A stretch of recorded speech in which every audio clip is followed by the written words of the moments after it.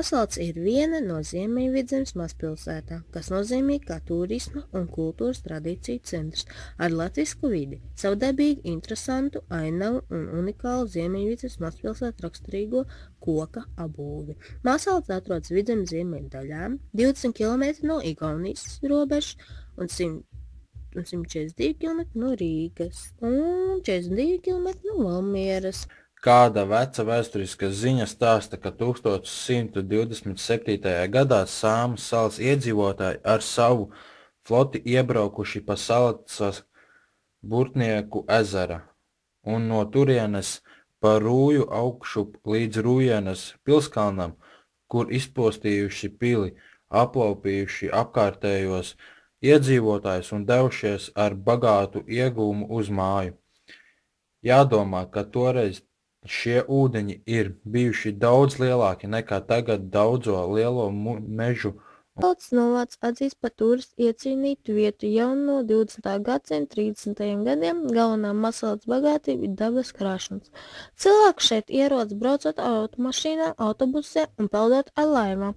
No 1937. līdz 1944. gadam un no 1977. līdz 1996. gadam uz Masaltas bija iespējams nokļūt ar vilcienu. Skaidras ziņas pēc drošiem avotiem par Masalcu iegūstam sākot tikai ar 1500. gadu. Pēc visvecākiem dokumentiem redzams, ka tagadējais Masalcas pagasts un bijusī Masalcas muiža ir izveidojušies no 3 novadiem un to muižām – Masalcas, Ibdenas un Blankfeldes. Sākumā katram novadam ar savu muižu ir sava patstāvība un neatkarība no otra, bet ar laiku gan pirkšanas, gan dāvināšanas ceļā no valdības visi 3 novadi saplūst par vienu pašu pagastu ar tikai vienu galveno muižu, par Masalcas pagastu un muižu. Masalas ģerbons dalīts 3 vienādu platuma vertikālās joslās ar viļņa veida dalījumu apakšdaļām. Malējās joslas melns un sudraba apakšdaļa un sudraba piecstaraina zvaigzne augšdaļa. Vidējā josla sudraba ar melnu apakšdaļu un melnu piecstaraina zvaigzne augšdaļa. Zem zvaigznēm tilts ar sudraba margām uz melna fona un melnām margām uz sudraba fona. 3 zvaigznes no Latvijas ģerboņa norāda uz piederību Latvijas valstī. Krustnešu un vācu ordeņa laiki, ņemot pamatā latviešu pirmā hroniskā latviešu Indriķa ziņas, aptverošas laikmetu no 1184. līdz 1227. gadam, kā arī jaunākos pētījumus. Masalcas apgabalu apdzīvojuši lībieši, to pierāda vēl šodien uzglabājušies daudzie upju, ezeru, vietu, māju, darba rīku un citi nosaukumi. Tāpat tauta sauc abus senos pilskalnus pie lībiešiem un pilskalnu mājām Skaņkalnes pagastā par Lībiju pilskalniem un alu zem lībiešu pilskalna par Lībiju upuralu. Latvieši kā dzīves spējīgākie tauta lēnām pārlatviskoja lībiešus, tā kā tie ar laiku vidzemē pilnīgi izzuda. Masalcas novads bija zvejnieku apdzīvots jau vidējā akmens laikmetā, 5000 gadus pirms mūsu ēras. Novadā dzīvojošie lībieši mantojumā atstājuši daļskanīgos upju nosaukumus – Salaca, Ķirele, Ramata. Masalcas muiža atradās pie Salacas upes, kura tai devusi nosaukumu. Masalcas jeb bijusī Veltenbergas muiža izveidojās no vācu bruņinieku ordeņa vasalim 1528. gadā, piešķirta Lēņa. Masalcas muiža 17. līdz 19. gadsimta mijā bija lielākā muiža draudzē. 1782. gadā tai piederēja 3 krogi, 2 pusmuižas un 51 zemnieku sēta. Vietējā rūpniecība un tirdzniecība ir koncentrējusies galvenā kārtā Masalcas pilsētā. Pagasta robežās atrodas spirta dedzinātava Jaunpriedainē, ūdens un motoru dzirnavas Noķos, sīku preču tirgotava Blankās, jaukta preču tirgotava Vecdronās, sīka preču tirgotava Nuķa Krogā, sīka preču tirgotava Mellāķīsī, jaukta preču tirgotāja Silabodē, sīka preču tirgotāja Ceļkundziņos, sīka preču tirgotāja Jaunziediņos, ķiberta podniecība Lejaskundziņos, Teņa Lūša podniecība Topsī, Rundiķa ķieģeļnīca Vecrauskā, 4 krejotavas Blankās, Jaunsilzemniekā, Mellāķīsī, Krastiņos. Preces no 1200. gadam līdz 1500. gadam meža preces bija galvenā tirdzniecības sastāvdaļa, īpaši ar rietumu zemēm. Livonijas laikā mežiem vislielāko postījumus nodarīja vietējā saimnieciskā darbība, tomēr ainava kopš Tālavas laikiem acīm redzot maz atšķiras.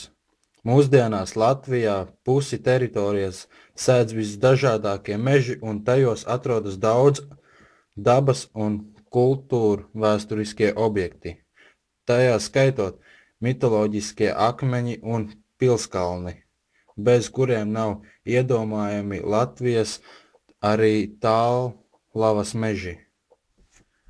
Pagasta iedzīvotāja galvenā nodarbšanās un to galvenais ienākums avots ir zemkopība. Augsnes pamats pa lielākai daļai smilšains māls. Vecāki pēc sena paraduma tīrumus iedala 6 laukos – Papuvē, Rudzu, Kviešu laukā, 1 vai 2 aboliņu laukos, kartupeļu un miežu, linu un auzu laukos, sej arī vēl vasaras kviešus, zirņus un griķus. 1678. gadā Mazsalacu iegūst Gustafa Ādolfa feldmaršals un Vidzemes ģenerālgubernators Kristers Horns. 1680. gadā Kristers Horns Mazsalacu paplašināja, iepērkot Ibdeni un Blenkfeldi. Mācītājs Krombergs ietaisa pirmo un visvecāko draudzes baznīcas grāmatu. 1682. gadā Mazsalacu un Ibdeni pārņem Zviedrijas kronis mūžu redakcijā. Blenkfelde netiek atsavināta, tai no sākuma jau dzimt mūžas tiesības. No 1691. gada līdz 1696. gadam Mazsalacas baznīca pārbūvēta. Tad majors Streifenfelds Ates mūžā dāvinājis tai altāri ar visiem piederumiem, domājams arī veco altāra gleznu, kas tagad novietota altāra dienvidrietumu sānos. Altāris un gleznas ietvars baroka stilā. Mazsalacas baznīcas ziemeļrietumu pusē aug ozolu birs. Te katrs koks stādīts kāda piederīgā Latvijas atbrīvošanas cīņā kritušā varoņa piemiņai. Ozolu birzas vidū paceļas pēc arhitekta doktora Kundziņa Meta darināts betoņa varoņu piemineklis. Piemineklis iesvētīts 21. augustā 1927. gadā. Pagasta iedzīvotāja galvenā nodarbšanās un to galvenais ienākums avots ir zemkopība. Augsnes pamats pa lielākai daļai smilšains māls. Vecāki pēc sena paraduma tīrumus iedala 6 laukos – Papuvē, Rudzu, Kviešu laukā, 1 vai 2 aboliņu laukos, kartupeļu un miežu, linu un auzu laukos, sej arī vēl vasaras kviešus, zirņus un griķus. 1701. gadā mācītājs Georgs Francis ierīko pirmo draudzes locekļu personāla grāmatu pēc pagastiem, mājām un ģimenēm. 1710. gadā Krievu cars Pēteris Lielais iekaro Vidzemi. Ilgo karu dēļ izceļas Mēris, izmirst veselas mājas, bezgalīgās šķūtes un nodevas. Mērī nomirst arī mācītājs Francis. 1711. gadā mācītājs Reusners min, kad bijis arī skolas nams, 9 asis garš, 5 asis plats. Skolas netikusi turēta. Mazsalaces apkārtnē vēl 18. gadsimtā ir bijuši vareni vēl vairāki svētozoli. Tāds ir bijis Pantenē, un to 1771. gadā mācīties Gustavs Bergmans nocīts pats savām rokām, jo neviens cits, kas to neiedrošinājis izdarīt, nav atradies. Vēl ir saglabājies ceipu uporozols. 1773. gadā uz ķeizarienes Katrīnas II pavēle top ierīkota draudzes pirmā kopīgā kapsēta Salicas senkrastā. To iesvēta svētdienā, 7. jūlijā, mācītājs Adolzijs. Līdz tam līķus raka baznīcā, baznīcas pagalmā, bet arī uzkalnos, mežos un krūmos.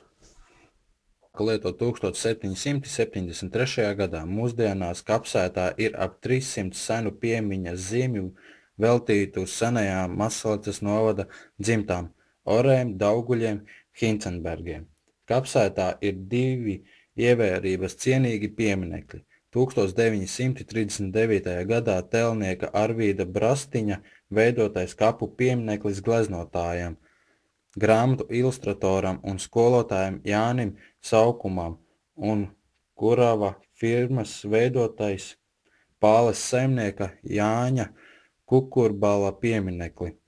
Salcas krasta nogāzes lejas daļā ir atsevišķa nožogoti kapa laukumi mužnieku dzimtām, Felkerzāmeriem un Fittinghofiem un 2 kapličas. Šobrīd tā ir vienīgā kapsēta Masalicas apkārtnē. Koka ēka Masalicā laika posmā no 1920. līdz 1930. gadam koka ēkā atradās veikals. Hirte dzimis 1913. gadā, miris 1983. gadā, un šeit 60. nodzīvotos gados ganījis lopus pie Tūterozo, peldējies pārojies savu suņu mugurā, mācījis raganu skolā, pludinājis plos pa salāt, gājis uz zaļumballēm, braucis ar riteņu uz randiņiem, dienējis sapieru pulkā un sabijis Krievu gūstā. Loloja siltumnīcā bruņu rupoci, barodams to ar burkāniem un pieniņu lapām. 18 gadus strādājis mežā, aiz kam koka matērijas tik labi pazīst. Masalicas apgabalu apdzīvojuši lībieši, to pierāda vēl šodien uzglabājušies daudzie upju, ezeru, vietu, māju, darba rīku un citi nosaukumi. Tāpat tauta sauc abus senos pilskalnus pie lībiešiem un pilskalnu mājām Skaņkalnes pagastā par Lībiju pilskalniem un alu zem lībiešu pilskalna par Lībiju upuralu. Latvieši kā dzīves spējīgākie tauta lēnām pārlatviskoja lībiešus, tā kā tie ar laiku vidzemē pilnīgi izzuda.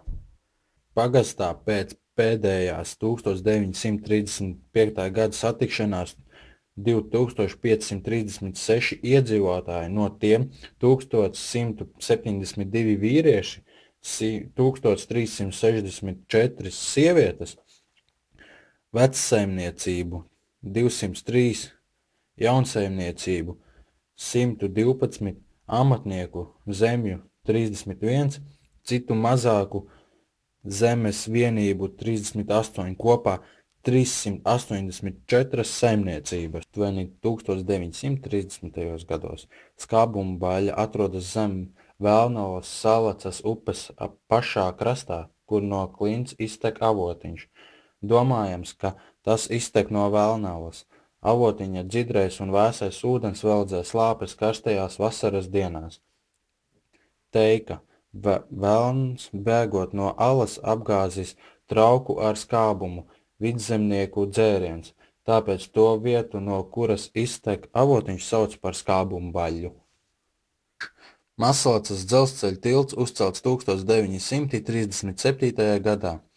1937. gadā atklāts Rīgas Masalicas Rujienas dzelzceļš. 1944. gadā, atkāpjoties Vācu armijai, tika izpostīts un to atjaunoja tikai 1977. gadā, taču kā vēlāk izrādījās uz neilgu laiku līdz 1996. gadam. Reinis Cukurs no 1899. līdz 1905. gadam bijis Masalas draudzes skolas vadītājs. Vēlāk dēļ 1905. gadam revolūcijas spiests emigrēt uz ārzemēm, sarakstīts Masalas kroniku. Slimnīca dibināta 1930. gadā 24. janvārī. Dibinātais skaitās Masalas, Skaņkalna, Sēļu un Vecas pagastu pašvaldības, kopā 9 pašvaldības ar 8000 iedzīvotājiem.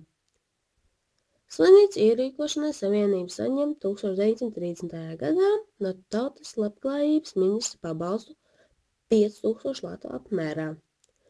Pēc izdarītās pārbūves 1930. gadā Zoltas namā, Pērnavas ielā 15, slimnīcas atklāšana notiek 1931. gadā 6. janvārī.